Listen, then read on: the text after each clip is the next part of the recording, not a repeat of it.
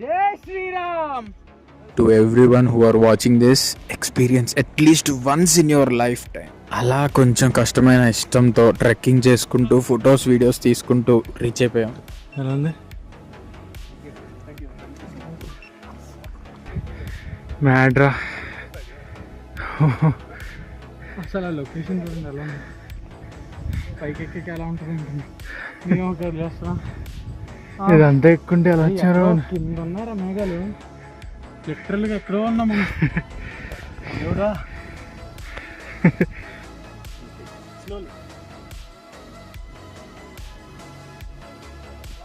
ఇది కాదు గురు, కొంచెం పైకి వెళ్ళాలంటే పీక్ని ఎంజాయ్ చేయడానికి.